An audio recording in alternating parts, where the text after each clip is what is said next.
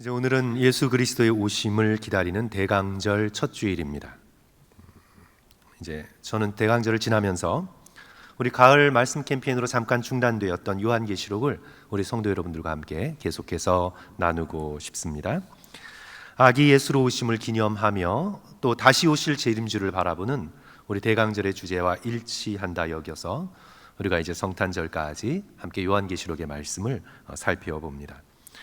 요한계시록을 이해하는 열쇠 중에 하나는 바로 이 큰 그림과 작은 그림의 대비입니다. 어마어마한 큰 그림들, big pictures들, 어마어마한 그림들이 우리가 잘 언뜻 이해할 수 없는 거대한 그림들이 우리 요한계시록에 계속해서 나오죠. 그러면서 동시에 아주 세밀하고 작은 그림들, micro pictures, 아주 작은 그림들이 등장합니다. 그래서 이 big pictures, 그 다음에 micro pictures, 작은 그림들, 이 대비를 잘 이해하는 것이 요한계시록을 이해하는 중요한 열쇠 가운데 하나입니다. 이제 오늘 우리가 살펴볼 4장부터 큰 그림들이 정신없이 쏟아지게 됩니다. 4장 1절 성도 여러분 함께 보십니다. 이 일 후에 내가 보니 하늘에 열린 문이 있는데 내가 들은 바 처음에 내게 말하던 나팔소리 같은 그 음성이 이르되 이리로 올라오라. 이후에 마땅히 일어날 일들을 내가 내게 보이리라 하시더라. 땅에 갇혀있던 사도 요한이 이제 하늘의 열린 문을 통해 하늘로 올라가 어마어마한 하늘에서 이루어지는 엄청난 그림들을 보게 됩니다. 하늘의 보좌, 거대한 두루마리, 살아있는 내 생물, 어린 양의 보좌, 인치심을 받은 14만 4천 명, 여자와 용, 바다와 땅에서 나온 형용할 수 없는 두려운 거대한 짐승 2마리, 진노에 쏟아지는 7 대접들, 큰 음녀의 모습, 백마른 탄 자의 모습, 그리고 새하늘과 새 땅, 마침내 내려오는 새 예루살렘. 4장부터 22장까지 정신 차릴 수 없을 정도의 어마어마한 그림들이 하늘에 쫙 펼쳐집니다. 엄청난 그림들이죠. 그런데 이제 놀라운 것은 이 우주적인 큰 그림들을 아주 작은 그림들이 감싸고 있습니다.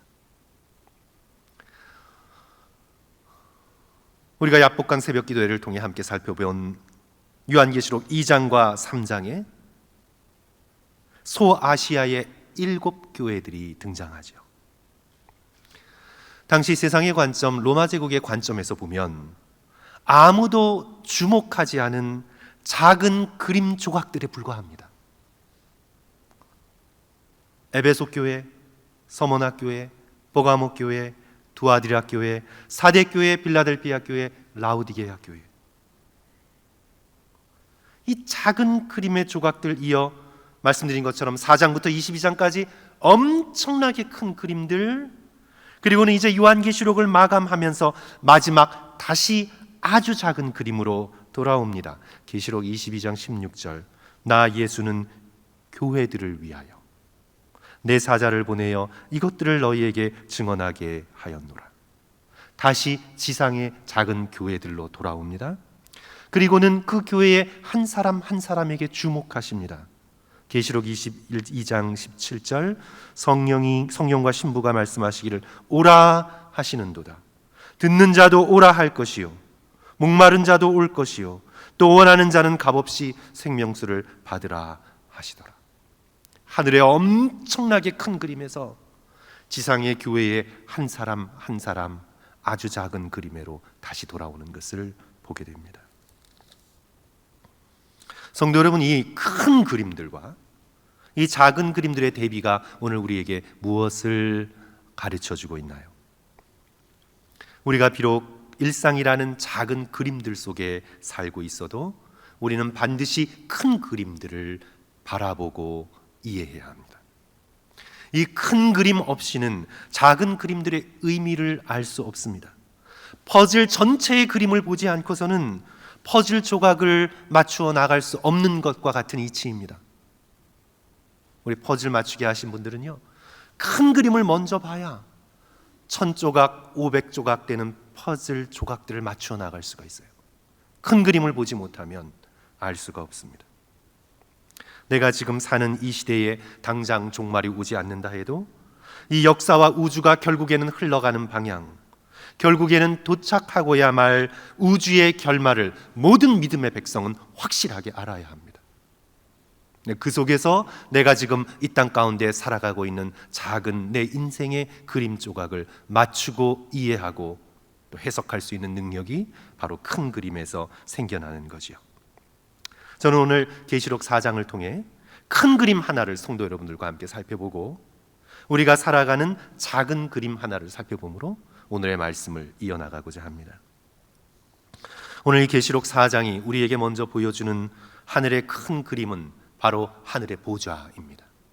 하나님의 보좌를 우리에게 보여주고 있습니다. 천국은 어떤 환경적으로 좋은 것을 말하고 있는 것이 아니라 하나님의 보좌가 우뚝 서 있는 곳, 바로 그곳에서 믿음의 백성들이 모여 하나님 앞에 영원한 기쁨과 감사의 예배를 드리는 곳, 그것으로서 오늘 우리들에게 하늘의 보좌를 보여주고 있는 거죠. 2절 보시면 내가 곧 성령에 감동되었더니, 성령에 감동되지 않으면 마땅히 하나님의 보좌를 바라볼 수가 없습니다.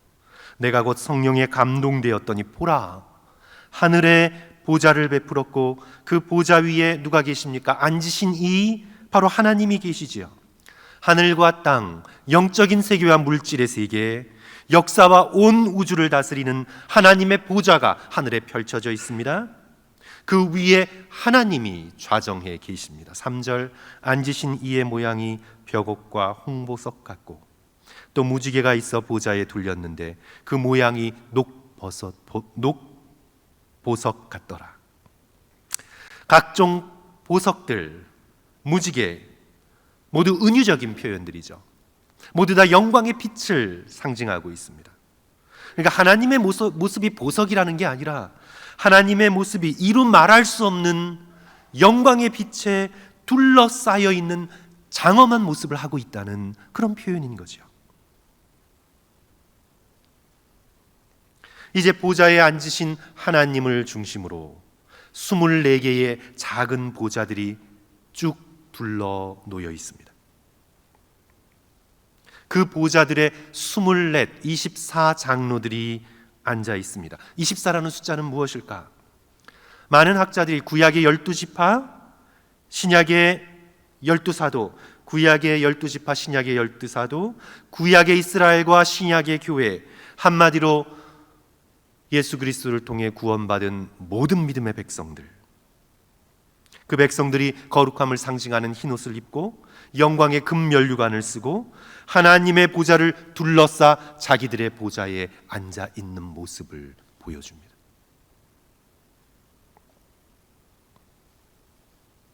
그리고 그 보좌에는 하나님의 거룩한 임재를 나타내는 번개와 음성과 우레소리가 끊이지 않고 나오고 보좌 앞에 7 등불에는 성령의 빛이 광채를 발합니다.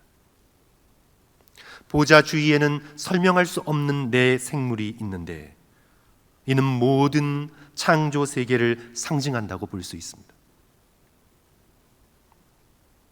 성도 여러분, 그림이 좀 그려지시나요? 이제 이들이 뭘 하고 있을까요?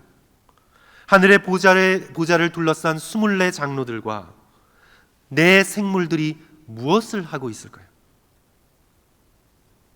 24장로는 구원받은 모든 믿음의 백성들, 내 생물들은 모든 창조의 세계들을 상징하고 있다면 이들이 가운데 놓여있는 하나님의 보좌, 그 보좌에 앉으신 하나님을 중심에 놓고 무엇을 하고 있을까요?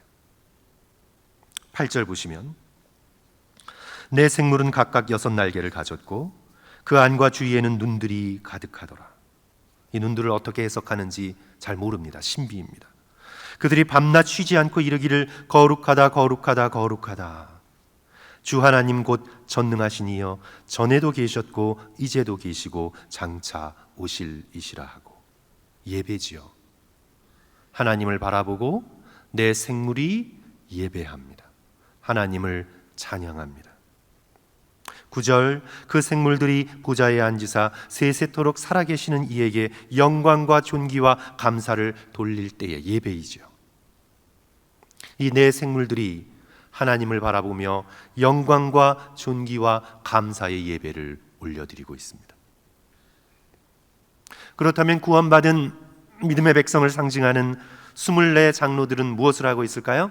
성도 여러분, 10절과 11절 우리 다 같이 한 목소리로 읽겠습니다. 10절, 11절 24 장로들이 우리 같이 한 목소리로 읽습니다. 시작. 24 장로들이 보좌에 앉으신 이 앞에 엎드려 세세토록 살아계시는 이에게 경배하고 자기의 관을 보좌 앞에 드리며 이르되 우리 주 하나님이여 영광과 존귀와 권능을 받으시는 것이 합당하오니 주께서 만물을 지으신지라 만물이 주의 뜻대로 있었고 또 지으심을 받았나이다 하더라. 아멘. 예배지요. 세세토록 살아계신 이에게 천상의 예배, 하늘의 예배를 끊임없이 올려드립니다. 요한계시록이 사도 요한에게 보여준 하늘의 큰 그림은 여러 가지 다른 그림들이 앞으로 쭉 나오는데 보여주신 큰 그림은 바로 하나님을 중심에 놓은 천상의 예배입니다. 천국을 예배와 분리해서 생각할 수가 없습니다. 선지자 이사야가 보았던 환상도 예배지요. 우시야 왕이 죽던 해에 내가 본즉 높이 들린 보좌에 주께서 높이 들린 보좌에 앉으셨는데 그의 옷자락은 성전에 가득하였고 스랍들이 모시고 섰는데 서로 불러 이르되 거룩하다 거룩하다 거룩하다 만군의 여호와여 그의 영광이 온 땅에 충만하도다. 예배입니다. 오늘 요한계시록이 보여주는 천국의 실상은 예배입니다. 성도 여러분, 기쁘신가요? 아니면 좀 실망이 되시나요? 예배? 그러면 천국에서는 영원히 예배를 드려야 한단 말인가? 지금 여기 1시간 예배 드리는 것도 2시간 되면 막 그냥 힘든데 영원히 예배를 드려야 된다고? 이런 마음이 혹시 들지 않으시나요? 그 마크 트웨인의 소설 허클베리 핀에 보면 더글라스 부인이 이제 어린 허크에게 지옥에 대해서 말을 해줍니다. 지옥이 어떤 곳인지. 그랬더니 이 허크는 지옥 너무 재미있겠다고, 지옥에 가고 싶다고 말하다가 야단을 맞아요. 좋은 천국에 가야지 왜 나쁜 지옥에 가려고 하니? 하고 야단칠 때 허크가 물어요. 그러면 천국은 어떤 곳인데요? 잘 대답해야 되는데 이때 그 더글라스 부인이 천국은 하루 종일 하프를 키면서 예배를 드린단다. 영원히 그렇게 예배드리며 산단다. 그랬더니 이제 허클베리 핀이 이제 더는 대답 못하고 말하지 못하고 혼잣말로 중얼거립니다. 내가 보기에 아주머니가 가려는 곳은 별로 좋아 보이지 않았다. 그래서 나는 천국에 가려고 노력하지 않기로 했다. 성도 여러분, 사탄이 우리에게 뿌려놓은 굉장히 큰 거짓말 가운데 하나가, 제가 볼 땐 굉장히 이건 치명적인 거짓말인데요, 사탄이 우리에게 뿌려놓은 아주 큰 거짓말 가운데 하나가 천국이 심심할 것이라는 거짓말입니다. 천국 하면 심심하고 따분할 것이라는. 그래서 흔히 말하잖아요. 나는 심심한 천국보다 재미있는 지옥이 낫다. 어리석은 말이죠. 천국이 어떤 곳인지를 알지 못하고, 천국의 영광이 어떤 곳인지를 알지 못하고, 지옥의 비참함이 어떤 곳인지를 알지 못해. 이런 어리석은 말을 사탄에게 속아서 하는 것이지요. 천국이 정말 심심할까요? 성도 여러분, 지옥이 정말 재미있을까요? 하나님을 바라보는 것이 얼마나 영광스럽고 황홀한 일인지 몰라서 말하는 지극히 어리석은 말입니다. 사탄의 거짓말입니다. 성도 여러분, 예배의 핵심은 우리가 여기 예배 드리면서 온전히 깨닫고 느끼지 못해서 그렇죠. 예배의 핵심은 사랑입니다. 예배는 다른 무엇이 아닙니다. 예배의 핵심은 사랑입니다. 우리를 지극히 사랑하시는 하나님 앞에 서는 것이고, 우리가 사랑의 마음을 품고 살아계신 하나님 앞으로 나아가는 것입니다. 예배의 핵심은 사랑입니다. 성도 여러분들, 여러분들의 인생 가운데 연애의 경험이 있으신가요? 손들라 그러시면 시험 들으실 수 있으니까. 연애의 경험이 있으신가요? 한번 기억해 보십시오. 연애의 경험이 있으시면, 사랑의 경험이 있으시면 기억해 보세요. 세상에서 가장 황홀한 순간은 어떤 순간입니까? 사랑하는 사람의 눈을 마주 대하는 순간입니다. 그 눈에서 반가움, 설레임, 기쁨, 부끄러움, 사랑하는 사람의 눈 안에 우리가 느낄 수 있는 황홀한 감정이 전부 다 들어 있습니다. 감이 안 오시는 것 같은데, 사랑하는 사람의 눈빛에 우리가 이 땅에서 느낄 수 있는 모든 황홀한 감정이 다 들어 있습니다. 사랑하는 사람의 눈빛은 결코 권태롭지 않습니다. 사랑을 잃어버려서 권태로운 거지, 사랑이 있으면 결코 권태롭지 않습니다. 우리를 지극히 사랑하시는 하나님의 눈빛을 성도 여러분 한번 상상해 보십시오. 영원히 권태롭지 않을 것입니다. 영원히 그 앞에 머물고 싶을 것입니다. 교통사고로 생사를 오가는 순간에 이게 꿈인지 현실인지 죽은 이후인지 내가 살아있는지 알 수 없는 상태에서 어떤 한 그리스도인이 예수 그리스도의 얼굴을 보게 됩니다. 이제 후에 깨어나서 그가 이렇게 적고 있습니다. 예수님의 눈을 바라보았을 때 그 눈은 빨강, 주황, 파랑, 초록, 노란색과 같은 수많은 색깔로 불타오르는 것처럼 보였다. 예수님의 눈이 한 색깔이 아니라 여러 색깔, 무지개 색깔이 불타오르는 것처럼 내게는 보였다. 그분의 눈은 깊고도 충만한 생명으로 가득했다. 그 다음 표현, 나는 그 눈 속에 영원히 머물고 싶었다. I could get lost for eternity in his eyes. 그의 눈 속에 영원히 get lost, 헤매고 싶었다. 결코 그 눈에서 빠져나오고 싶지 않았다. For eternity, 영원히. 성도 여러분, 우리는 예수 그리스도의 눈동자 하나만으로 영원히 머물고 싶을 것입니다. 하늘의 보좌에 모여 하나님의 거룩하신 눈을 바라보며 찬양하고 감사하며 예배하는 기쁨은 인간이 누릴 수 있는 기쁨 가운데 최고의 영광스러운 기쁨입니다. 중국 선교의 아버지라고 할 수 있는 허드슨 테일러의 할아버지인 제임스 테일러는 그가 청년 때 하나님을 믿지 않고 그냥 막 살았던 사람입니다. 청년 때. 그러다가 이제 결혼식 날 아침에 눈을 뜨고 일어나 밭에 일하러 나갔는데, 옛날에 그 당시에는 결혼식 날에도 일단 일하러 나갔나 봅니다. 밀을 타작하기 위해서 이제 밀 타작하고 이제 결혼식 예배에 예정되어 있는 결혼식 예배에 이제 가서 결혼식을 하려고 하는데, 이제 밀을 타작하면서 자꾸 마음에 성경 구절 하나가 자꾸 떠오릅니다. 예전엔 그렇지 않았는데 성경 구절이 떠올라요. 오직 나와 내 집은 여호와 하나님만 섬기겠노라. 여호수아 24장 15절의 말씀이죠. 예전에 예배드릴 때 들었는지 누가 하는 말을 들었는지는 알 수 없으나 그 결혼식 날 아침 밀타작을 하고 있는데 그 성경 구절의 말씀이 계속해서 떠오릅니다. 오직 나와 내 집은 여호와만 섬기겠노라. 그 구절을 생각할 때 누군가 갑자기 자신의 마음을 하늘로 끌어올리는 것과 같은 강력한 느낌에 사로잡힙니다. 그래서 제임스 테일러는 일하다 말고 타작마당에 무릎을 꿇고 그리고는 기도를 합니다. 생전 처음 가지게 되는 기도의 순간입니다. 그 기도 시간이 얼마나 단지 꿀송이처럼 얼마나 단지 그만 결혼식이 있다는 사실을 잊어버리고 몇 시간째 기도를 하다가 갑자기 놀라서 결혼식을 생각해내고는 예복을 갈아입고 험한 크레이덴 계곡을 달려가 종소리치는 예배당으로 자기 결혼식을 하기 위해 달려갑니다.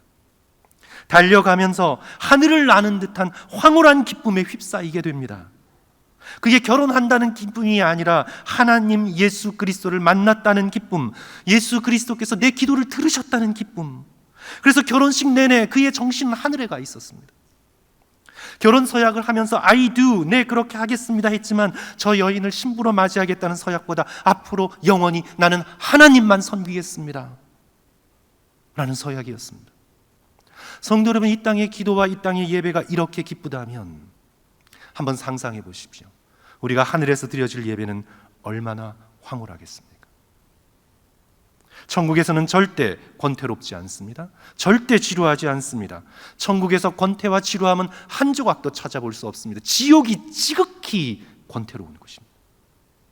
성도 여러분, 지옥은 지극히 권태롭고 지극히 지루한 곳입니다. 심심한 천국, 재미있는 지옥, 사단의 거짓말입니다. 천국은 항상 영원히 예배의 기쁨으로 충만한 곳입니다. 성도 여러분, 천국에는 성전이 있나요? 없나요? 성전, 예배당, 이렇게 따로 분리된 성전이라는 공간이 있나요? 없나요? 없습니다. 에덴 동산에 성전이 있었나요? 에덴 동산에 제단이 있었나요? 없었어요. 그렇죠? 없었습니다. 왜냐하면 에덴 동산이라는 공간 자체가 성전이었기 때문에 그렇습니다. 따로 성전이 필요 없었어요. 요한계시록 21장 22절, 성 안에서 내가 성전을 보지 못하였나니 이는 주 하나님 곧 전능하신 이와 및 어린 양이 그 성전이심이라. 하나님이 성전이에요. 어린 양이 성전이에요. 그래서 어린 양과 하나님의 빛을 받고 있는 모든 것, 하나님의 직접적인 영광이 곳곳에 비추는 천국 자체가 이미 성전이에요. 에덴 동산의 성전이었고 에덴 동산 자체가 성전이었던 것처럼 거룩한 성 새 예루살렘, 이 땅에 이루어질 천국은 그 자체가 성전이에요. 따로 예배를 드릴 필요가 없어요. 왜냐하면 항상 예배예요. 항상 하나님의 영광의 빛을 마주하고 있기 때문에 24시간, 시간이라는 것이 있다면 24시간 영원히 무엇을 하던 항상 예배 가운데 있는 거예요. 천국에서 행하는 모든 일이 바로 예배입니다. 천국은 예배의 지극한 기쁨이 현실이 되는 곳입니다. 사랑하는 성도 여러분, 오늘 말씀을 통해 천국은 심심할 거다, 지옥은 재미있을 거다, 절대 그렇지 않습니다. 꼭 기억하셔야 될 것, 천국은 예배의 황홀한 기쁨으로 영원히 기쁨을 누리는 곳이고 지옥은 지극히 권태롭고 지극히 지루한 곳입니다. 이제 우리는 하늘에서 이루어진 이 큰 그림 하나를 4장을 통해서 보았는데 이제 우리가 살고 있는 이 땅의 작은 그림을 살펴봅니다. 큰 그림의 중심은 보좌였습니다. 그래서 4장의 다른 큰 그림을 보여주기 전에 먼저 하늘의 보좌를 우리에게 보여주고 있는 거죠. 그래서 이 요한계시록에서는 이 보좌가 떠나지를 않습니다. 하나님의 보좌, 어린 양의 보좌, 이 보좌가 떠나질 않아요. 사단의 보좌를 바라보고 있는 사람들은 머리에 666이라는 사인을 받게 되죠. 그러나 구속받은 자들의 상징적인 숫자 14만 4천 명의 거룩한 백성들은 항상 하나님의 보좌와 어린 양의 보좌를 중심으로 움직이게 됩니다. 계시록 전체를 지배하고 있는 것은 하나님의 보좌입니다. 계시록 7장 10절, 큰 소리로 외쳐 이르되 구원하심이 어디에서 나와요? 보좌에 앉으신 우리 하나님과 어린 양에게 있도다. 요한계시록 19장 5절, 보좌에서 음성이 나서 이르시되 21장 5절, 보좌에 앉으신 이가 이르시되 보라 내가 만물을 새롭게 하노라. 큰 그림의 중심은 보좌예요. 그렇다면 우리가 사는 이 땅의 작은 그림의 중심은 어디인가요? 큰 그림의 중심이 보좌라면 오늘 우리가 이 땅에 발을 딛고 사는 작은 그림의 중심은 어디인가요? 바로 교회입니다. 성도 여러분, 교회입니다. 세상은 교회를 하찮고 우습게 여길지 몰라도 하나님 예수 그리스도께서 이 땅에서 바라보는 가장 중요한 곳은 바로 믿음의 백성들이 모이는 교회입니다. 예수 그리스도의 눈은 언제나 지상의 교회를 향하고 계십니다. 그래서 우리가 소아시아의 7교회 얘기 들을 때마다 귀 있는 자는 성령이 교회들에게 하시는 말씀을 들을지어다. 세상에 말씀하시기 전에 먼저 교회에 말씀하십니다. 예수 그리스도의 눈은 항상 교회를 주목하십니다. 22장 16절 나 예수는 교회들을 위하여 내 사자를 보내어 이것들을 너희에게 증언하게 하였노라. 그러므로 우리는 이 땅에서 교회를 이루며 하늘의 보좌를 바라보며 예배자로서 살아가도록 부르심을 받고 있습니다. 요한계시록 4장이 오늘 우리에게 증언하는 바, 우리는 이 땅에 아주 작은 인생의 삶을 작은 퍼즐 조각과 같은 그림을 살아가게 되는데, 그때 우리가 살아가야 될 가장 중요한 것은 교회를 중심에 놓고 참된 예배자로 살아가는 것, 바로 그것이라고 오늘 우리에게 말씀하고 있습니다. 성도 여러분, 참된 예배자로 산다는 것이 무슨 뜻입니까? 예배에도 참된 예배가 있고 거짓된 예배가 있다는 뜻이죠. 참된 예배는요, 하나님 중심으로 예배를 드린다는 것입니다. 하나님 중심의 예배입니다. 나의 편의 중심의 예배가 아니라 하나님 중심의 예배입니다. 하나님을 가운데 놓고 하나님께 나의 주의를 집중하는 것입니다. 평소에 그렇게 하기 어려우니까 주일날 함께 모여 나의 생각, 나의 마음을 모아 오직 하나님 한 분만을 생각하는 시간, 그것이 예배입니다. 오직 살아계신 하나님께 주목하며 온전히 나의 한 시간을 주님께 드리는 것입니다. 나의 생각, 나의 마음, 그리고 나의 기도, 나의 찬송, 그리고 말씀에 대한 감격과 깨달음, 그것을 받으며 드리며 마땅히 영광 받으실 합당하신 하나님께 나의 온전한 attention, 온전한 주의를 한 시간에 걸쳐 주께 드리는 것입니다. 이것이 예배입니다. 나의 감정을 중심에 놓고 예배를 드리는 것도 아니에요. 내가 뭔가 느끼기 위해, 그리고 소위 우리가 그냥 말해서 내가 은혜 받기 위해 예배를 드리는 것도 아닙니다. 우리의 예배의 중심은 하나님이십니다. 우리가 내 감정을 중심에 놓으면요, 우리는 그리스도 자신보다 경험을 더 추구하게 돼요. 예수 그리스도를 추구하는 것이 아니라 내가 느끼는 경험, 내가 뭔가를 느끼는 것, 그것을 더 추구하게 돼요. 그래서 그리스도를 추구하고 그리스도를 찾는 것이 아니라, 그리스도를 목말라 하는 것이 아니라 내가 느끼는 것을 목말라 하기 시작해요. 나의 느낌을 경배하기 시작합니다. 진정한 예배는 나의 느낌과 나의 경험을 중심에 놓는 예배가 아니라 하나님을 중심에 놓는 예배입니다. 하나님이 하나님으로 너무나 영광스러우시고 너무나 신비롭고 위대하고 아름다우셔서 나의 지금 현재의 감정과 상관없이 내가 마땅히 드려야 할 영광과 감사와 찬송을 하나님 앞에 드리는 겁니다. 나의 감정의 상태와 상관없이 마땅히 모든 인간들이 드려야 할 찬양과 감사와 영광을 하나님을 중심에 놓고 마땅히 드리는 것입니다. 그러면 감정은 언젠가 반드시 따라오게 되어 있습니다. 하나님께서 필요한 만큼의 유익한 경험을 당신을 예배하는 자에게 선물로 주실 것입니다. 사랑하는 성도 여러분, 영적으로 볼 때 온전한 예배는 혁명적입니다. 자극적인 단어죠. 온전한 예배는 혁명적이에요.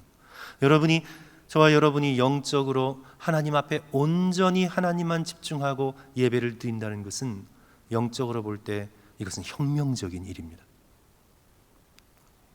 성도 여러분, 인간의 역사를 어떻게 보십니까? 여러분들은 인간의 역사를 뭐라고 생각하세요? 인간의 역사, 도전과 응전의 역사입니까? 유산계급과 무산계급의 투쟁입니까? 아니면 계속된 과학기술의 진보입니까? 역사를 어떻게 보고 계세요? 성도 여러분, 역사의 참모습은, 역사의 진정한 참모습은, 인간의 역사는 하나님께 등 돌린 배반의 역사입니다. 인간 역사의 민낯입니다. 인간의 역사는 하나님께 등 돌리고 하나님을 멀어져간 역사입니다. 이것이 역사의 참모습입니다. 아담과 하와가 선악과를 따먹으며 하나님께 등 돌렸습니다. 하나님께서 인간에게 물었던 최초의 질문은 아담아, 내가 어디 있느냐? 마땅히 있어야 할 그 자리를 피해 숨어 달아났습니다. 아담아, 인간아, 내가 어디 있느냐? 가인은 동생 아벨을 쳐 죽이고 난 다음 더 하나님을 피해 멀리 달아났습니다. 인류는 바벨탑을 쌓으며 더 멀리 하나님을 피해 달아나다가 결국은 흩어져 버렸습니다. 지금의 한국 사회, 우리 여기 미국 사회, 점점 더 하나님을 등지며 멀어져 가고 있습니다. 인간의 역사는 하나님을 등지며 멀어져 간 역사입니다. 이것이 바로 인간의 역사입니다. 이런 역사의 한가운데에서 우리가 등을 돌려, 눈을 돌려, 고개를 돌려 하나님을 바라보며 예배한다는 것은 이 역사의 흐름을 거스르는 혁명적인 것입니다. 우리가 일상을 뒤로 무리고 우리의 바쁜 여러 가지 것들을 다 던져버리고 하나님을 바라보고 하나님을 향하여 온전히 예배자로 선다는 것은 아브라함이 본토 친척 아비의 집을 떠나 약속의 땅으로 나아간 것처럼, 이스라엘 백성이 종된 애굽 땅을 버리고 뒤로하고 출애굽을 했던 것처럼, 바벨론 포로로 끌려간 이스라엘 백성이 다시 예루살렘으로 돌아간 것처럼, 탕자가 돼지 우리에서 일어나 다시 아버지의 집으로 돌아간 것처럼 세상을 돌이켜 하늘을 바라보고 온전히 예배자로 선다는 것은요, 성도 여러분, 놀라운 일입니다. 하나님이 주신 믿음이 아니고서는 그 누구도 하나님을 아버지로 예배할 수 없습니다. 저와 여러분이 오늘 함께 예배드리는 것이 어떤 면에서 세상 보기에 하찮은 것 같지만, 저와 여러분이 이렇게 예배드릴 수 있다는 것, 이 마음을 얻었다는 것은 놀라운 하나님의 축복입니다. 저와 여러분은 예배드릴 수 있다는 마음만으로 복받은 자들입니다. 하나님의 나라가 이 땅에 완전하게 임하여 오늘 계시록 4장에 나오는 온전한 하늘의 예배, 이 놀라운 하늘의 예배를 드리게 되는 그날까지 사랑하는 성도 여러분, 이 땅에서 비록 작고 세상이 보기에 보잘것없는 삶을 사는 것 같이 보여도 이 세상 속에서 끝까지 진정한 참된 예배자로 살아가시기를 주님의 이름으로 간절히 축원합니다. 우리 기도하겠습니다.